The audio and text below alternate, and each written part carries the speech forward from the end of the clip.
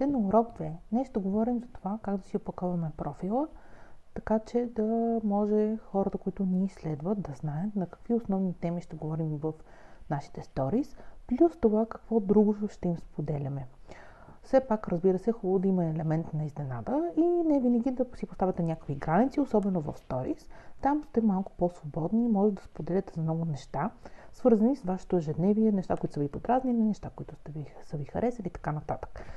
Не е хубаво да се съобразявате на 100%, но е добре все пак да спазвате и една сторителинг линия на вашия акаунт. Примерно, да кажем, ако вие правите съдържание свързано с уроци по някакъв чуждестранен език. Хубаво е на сторис да споделяте нови неща, свързани с вашия курс, или примерно да споделяте всеки ден някаква нова думичка, да учите вашите последователи, да има нещо свързано с вашата тема.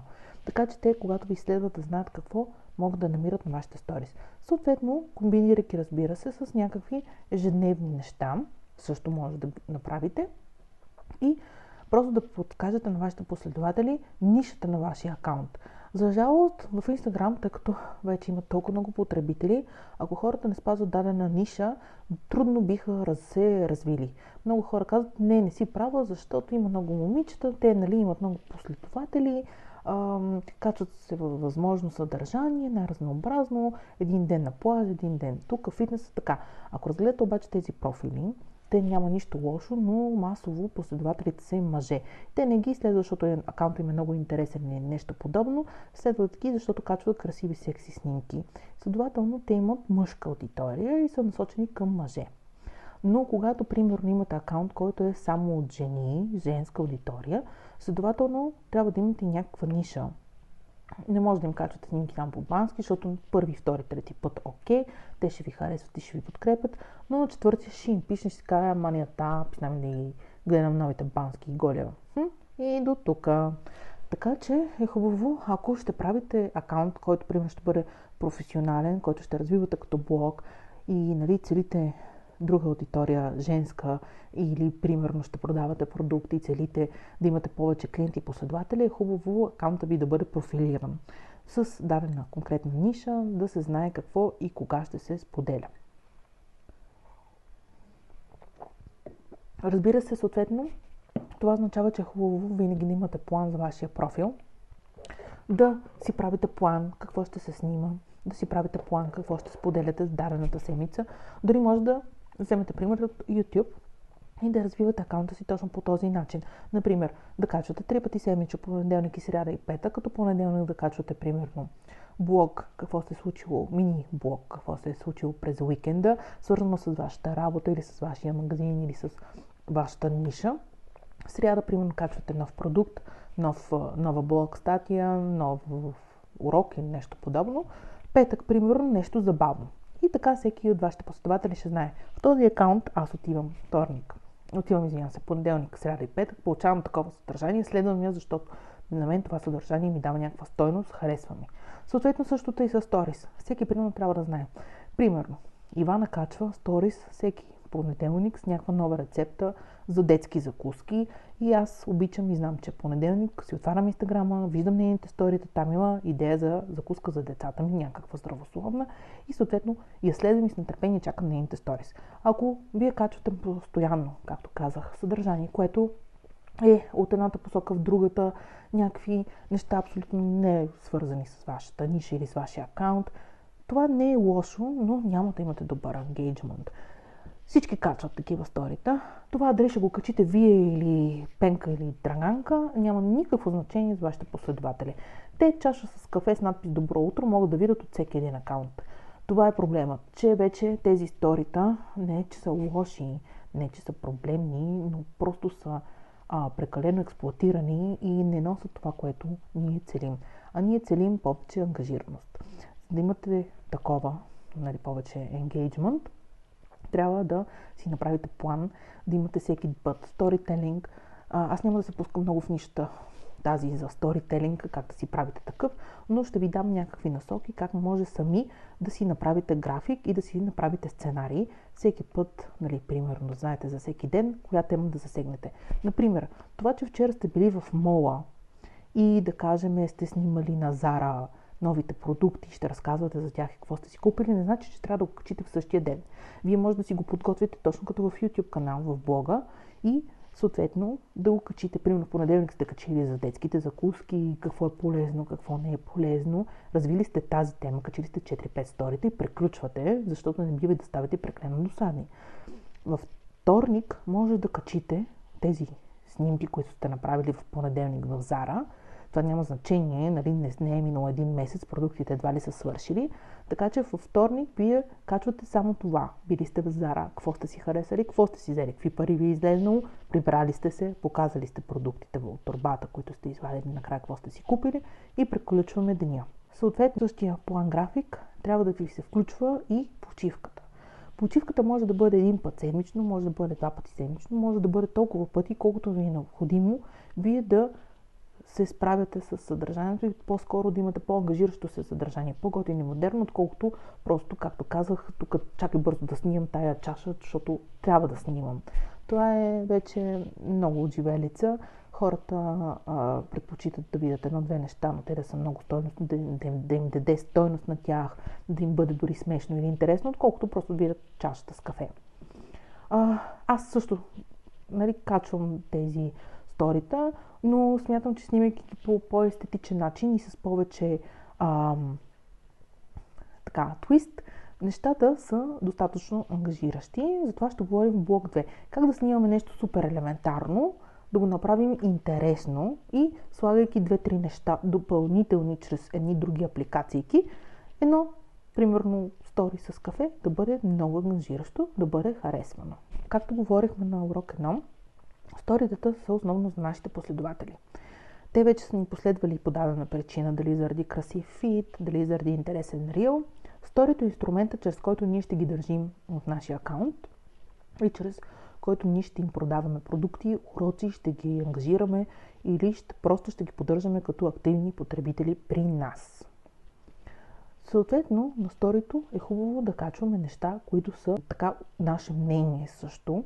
Например, говорете за теми, които ви вълнуват, теми, ваше мнение. Не се страхувайте да изказвате мнението си, дори на някой да не му се хареса, по-скоро правете го като дискусия, с стикери за гласуване и за такива неща. Не качваме в сторис обаче глобални проблеми. Едно от нещата, които алгоритъмът не харесва, независимо дали сте против, за или не, е примерно да качвате теми, които са с така проблематични възгледи и спорове между хората в големи мащаби. Например, да кажем сега, Тръмп е арестуван.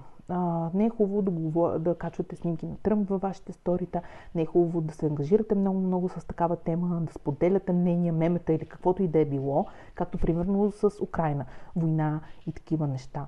Защото тези теми са чувствителни за Инстаграм. Алгоритъма не може много да прецени вие дали сте добре настроени в едното или не сте добре настроени към другото. Не може да прецени вие за войната дали подкрепите Украйна или не подкрепите Украйна, какво точно сте казали.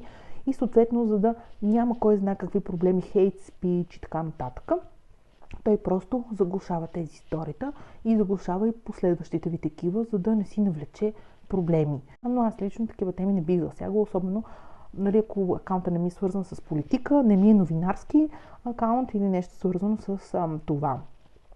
Често преди, примерно, съм се ангажирала с сторите, които са с такива някакви крайни възгледи за, да кажем, война или за нещо подобно. Това също не е добре. И във вашия Инстаграм се придържите основно към нещата, които са свързани с вашата ниша. Така, стигнахме и до Highlights. Това е за 23-та година много важен инструмент, особено за акаунти, които искат да продават услуги и продукти, или пък за акаунти, които искат да развиват своя блог. В Highlights, според мен, вече не е нужно да оставяте старите си неща, свързани с стари пътувания и така нататък, освен ако не сте travel блогър. Highlights е добре да направите едно малко така разчистване и да премахнете всички неща, които ви се струват стари и ненужни. По-скоро може да направите, да кажем, ново About Me или запознанство с мен на сторита, вече през призмата на 22-23 година, да разкажете за себе си, с какво вашият акаунт е полезен, или с какво е забавен, или с какво ще качвате в него. След това да разкажете повече за вашата работа, за това коя сте вие и да си направите нови секции. Да си направите нови секции с коя съм аз, какъв е моят акаунт, полезна информация, някакви други трикове, които ще споделяте или продукти, които ще споделяте или нещо подобно. Просто когато някой влезе в вашия профил, освен красивия ви фит, той забелязва и highlights. Съответно е хубаво бързичко да се навигира и да се познае с вас какво има в акаунта ви или там да казвате важни акценти. Примерно, ако в стори, имате пост, да кажем за детските храни. Имате рецепта качена на фида ви за 10 забавни сандвича или там как да оформите сандвич, така че децата ви да ядат повече зеленчуци. И примерно сте споделили една рецепта и сте казали в стори всеки ден, понеделник, ще споделям по една рецепта още допълнително, с която ще може да накарате децата да ядат повече плодове и зеленчуци. Така че когато някой нов човек влезе в highlights спрямо този пост, който е видял на реклама или в Explorer, той да знае, че вие в Stories всеки ден качвате нещо интересно, което на него също би му било от полза, така че той, ако ви последва, въпреки че е видял този интересен пост, той ще получава още повече полезно и съдържание. И виждайки, примерно, да кажем, хайлайт рецепти, той знае, че в този хайлайт може да види всички останали неща, които е пропуснал до този момент да види във вашите сторис. Съответно, трябва също да направите и план какво да качвате в highlights. Те не трябва да бъдат прекалено много. Вече не е толкова модерно да имаме много highlights, хората да се губят между тях. Хубаво да имаме 2, 3, 4, 5 информативни highlights, 3-4, които са примерно стари неща, които също биха били от ползи и толкова. Не е необходимо да претрупвате. Качвайте в highlights само важни и много интересни неща. Ако сте travel блогър, разбира се, качвате си пътуванията, но нека те бъдат систематизирани и подредени. Примерно, ако сте ходили в, да кажем, Гърция 21 година, може да го махнете и на следващото ви ходене пак да сложите Гърция, но вече с по-адекватни цени и с по-адекватни места, на които сте били, защото 21 година, примерно кафето, където сте пили в Рапе, може би вече да е затворено заради паденията. И така нататък, сещате се за какво говоря. Така че редовно съветвам да си проверявате highlights и да ги подреждате, да ги систематизирате, да качвате по-адекватното съдържание, старото да го премахвате. Всички знаете как става това, много лесно се вече менажират и съответно кориците. Кориците ви също трябва да бъдат идентични с профила ви.